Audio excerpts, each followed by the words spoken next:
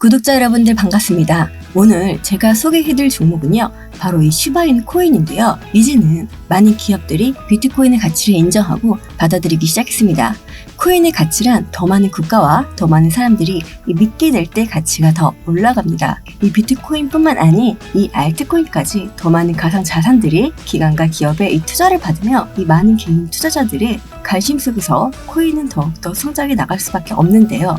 그렇기 때문에 이 장기적 관점에서 봤을 때 코인 시장은 지금도 늦지 않았죠. 하루빨리 관심을 가질수록 더 큰 기회를 잡을 확률이 높은 요즘, 이름만 들어봤을 뿐 왜 사람들이 투자를 하는지, 또는 이 시바이누를 사야 할지 아니면 팔아야 할지 이 고민 중이신 분들을 위해 앞으로의 이 전망과 이 모멘텀에 대해 쉽게 설명해 놨으니 우리 구독자 여러분들은 구독과 좋아요 한 번씩만 눌러주시고요. 특히나 이 구독과 좋아요는 영상 제작에 큰 힘이 됩니다. 그럼 시바이누의 앞으로의 전망에 대해 시작해 볼 텐데요. 시바이누, 왜 이렇게 쑥쑥쑥 올라가지 못할까? 첫 번째로요, 코인은요, 주식하고 똑같아요. 우리가 주식과 코인 얘네들을 뭐라고 하죠? 위험자산군. 그럼 안전자산은 뭐가 있죠? 달러랑 채권. 그러니까 얘네가 대표적으로 싸우고 있는 거야. 만약에 금리가 올라갔어. 금리가 올라가면 달러가 올라가죠. 채권도 올라가죠. 얘네가 올라가면 얘네는 내려갈 수밖에 없다. 근데 5월 2일 날 금리가 동결이 났어요. 우리가 기대했던 건 금리 인하였단 말이에요. 하지만 이 불확실성에서 이 확실성으로 바뀌었으니까 금리 동결? 괜찮아. 그러면서 시장의 반등이 조금 보였었죠. 하지만 거래량이 안 터지면서 올라갔다는 건 개인들의 물량을 흡수했다는 것입니다. 개인들의 물량은 이 잠재적인 매도 물량이에요. 그렇다는 건 언제 또 떨어질지 모른다는 거죠. 근데 5월 2일 날 기자회견에서 금리 인하에 대해서 이야기를 안 했어요. 그런데 연준 의장이 했던 말 중에 하나가, 우리는 이제부터 이 나오는 경제 지표에 따라서 금리를 인하할 것인지 결정을 하겠다고 이야기를 했어요. 근데 여기서 중요한 건 별 3개짜리가 다 중요해요. 이 지표들을 보면서 이제 앞으로 결정하겠다는 거죠. 그럼 그 말뜻은 이 지표에 따라서 시장도 흔들릴 수밖에 없겠죠. 그럼 코인이 왜 떨어질까? 왜 다시 하락하고 변동성을 줄까요? 그러한 이유들이 다 여기에 녹여져 있다라는 거예요. 앞으로 나올 경제지표가 어떻게 나올지 모르고 연준의 이 정책적 방향성이 어떻게 틀려질지 모르기 때문에 시장은 그 불확실성을 가지고 가는 거예요. 그렇기 때문에 시장은 흔들릴 수밖에 없다. 시바이누만 조정받고 있나요? 아니에요. 이런 경제지표에 따라서 흔들릴 거라는 걸 얘네들도 알고 있어. 그러면 이 고래들은 어떨까요? 고래들은 더 흔들리겠죠? 왜? 우리보다 더 많은 자금을 투자했으니까.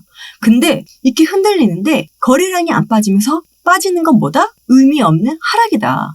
왜? 개인들만 매도를 유도하고 있는 것이기 때문에. 금리가 계속 고금리로 갈까요? 그렇지 않아요. 금리는 무조건 낮아질 수밖에 없어. 금리는 분명히 내려갈 거 알고 있는 고래들 입장에서는 어떻게 할까요? 지금이 완전한 찬스인 거죠. IMF, 리먼 사태, 코로나, 전쟁 이슈 때 주식이 폭락을 했을 때 그 이후에 더 큰 상승이 나왔습니다. 부자들은 이때 더 많은 자금을 투자했고 그로 인해 더 큰 부를 축적했죠. 가장 강력한 호재는 바닥권에 있는 가장 좋은 종목을 매수하는 것입니다. 그래서 시바이누가 뭘까? 시바이누는 밈코인의 대표 코인이라고 할 수 있죠. 강아지를 상징성으로 만들고 그게 바로 사람들이 좋아해서 사고 팔고 하는 거예요. 근데 이 밈코인이라는 것은 이 NFT와 연결성이 굉장히 높아요. 여기서 말하는 이 NFT가 뭐냐 하면은 대체 불가능 토큰이라고 해요. 그런데 시바이누가 이 미국 코인으로 끝나는 게 아니라 이 NFT까지도 연결될 수밖에 없다. 그럼 이 결제 시스템으로 연결될 수 있다라는 거죠. 쉽게 말하면 우리가 이 커피를 살 때 코인으로 사고 물건을 살 때도 코인으로 사는 거예요. 굉장하죠? 이게 바로 시바이누가 하고 있다는 거죠. 그렇기 때문에 밈코인은 일종의 자산이며 밈코인 시장은 향후 10년 동안 시가총액은 증가할 수밖에 없다고 합니다. 그러다 보니 새로운 자산의 클래스의 출현이라는 말까지 나왔죠.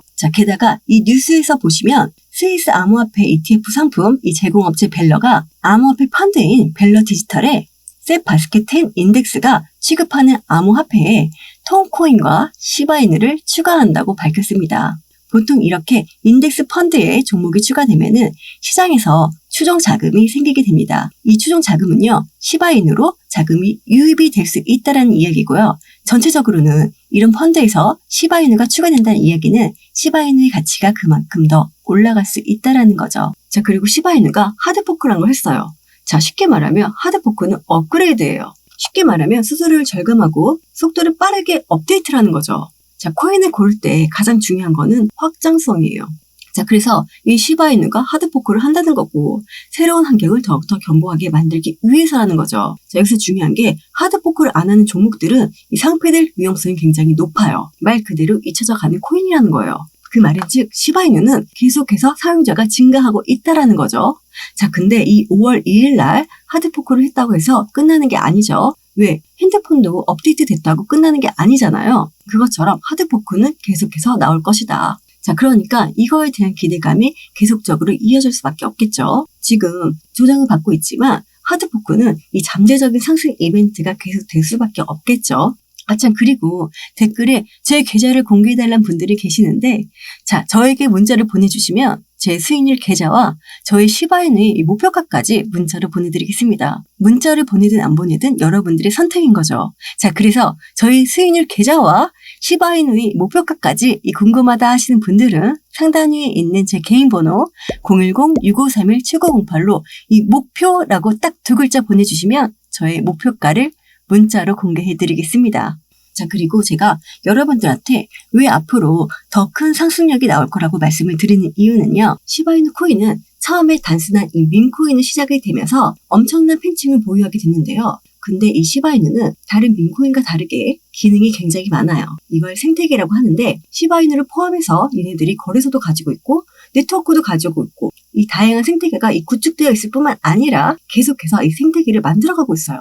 자, 그러니까 사용이 굉장히 많다라는 거죠. 사용을 많이 하다 보니까 활용도도 당연히 높고 기술력도 뛰어나고 이 앞으로의 비전도 명확해서 성장 가능성은 충분하다고 봐야겠죠.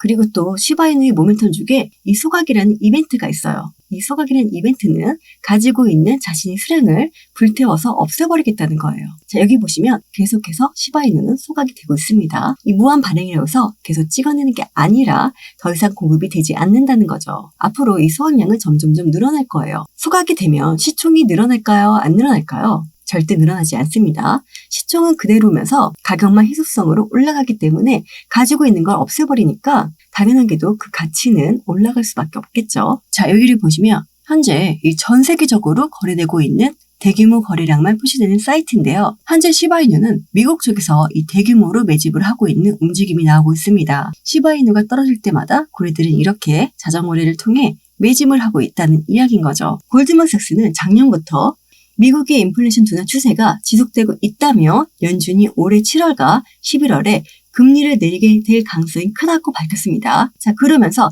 미국의 임금 상승률이 하향 추세를 나타내고 있음을 확신한다. 이 경제 데이터를 보면 미국 임금 상승률이 확실한 하향 곡선을 그리고 있다라면서 다가오는 2분기에는 훨씬 더 나은 개인 소비 지출 가격 지수를 볼 수 있을 것이라고 밝혔습니다. 자, 이번에 이 FOMC 기자회견에서 연준 의장이 했던 말 중에 하나가 우리는 이제부터 나오는 경제 지표에 따라서 금리 인하를 할 것인지 결정을 하겠다면서 비둘기파 발언을 했어요. 자, 그럼 금리가 분명히 내려갈 걸 알고 있는 고래들 입장에서는 어떻게 할까요? 지금 고래들에게는 개인 물량을 털 수 있는 기회인 거죠. 자, 여기서 이 지지선을 지켜주고 있다라는 건 지금 세력들의 평균 매수 단가이고 어떻게든 이 세력들이 이 지지선을 지키려고 할 거예요. 지금 이 거래량이 안 나면서 올라갔단 말이에요. 자, 그리고 이전부터 이 박스권 안에서 계속적으로 왔다 갔다 하는 모습만 보였다는 거. 자, 그렇다는 건 이 라인 자체가 이 두텁게 고래들의 움직임을 계속 만들어가면서 여기에는 개인들의 물량을 흡수하고 있는 모습만 보였다는 거.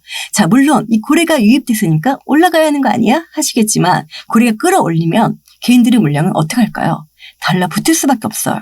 자, 고래가 생각하는 개인들의 물량은 잠재적인 매도 물량입니다. 자, 올라가도 매도하고 떨어져도 매도하고 횡보해도 매도하기 때문에 개인들의 물량은 어떻게 해서든 이 박스권을 만들고 털고 갈 수밖에 없다라는 거. 자, 이 부분을 다시 한번 체크해 보시면 너무나 좋을 것 같고요. 자, 그럼 오늘 시바이누 코인 영상은 여기서 마무리할 텐데요. 영상이 유익하셨다면 구독과 좋아요 그리고 이 댓글까지 부탁드리고요. 자, 그리고 이 상단 위에 있는 전화번호 010-6531-7908로 숫자 9번이라고 보내주시면 이 매수와 매도의 관점과 비중 관리 그리고 매도 타이밍을 고려하신다면 저희 문자를 먼저 받아보시는 걸 추천드리겠고요. 시바이누 코인 앞으로 어떻게 움직일 것인지 문자를 먼저 받아보시고 판단할 수 있도록 해당되는 부분 도움을 드리겠습니다.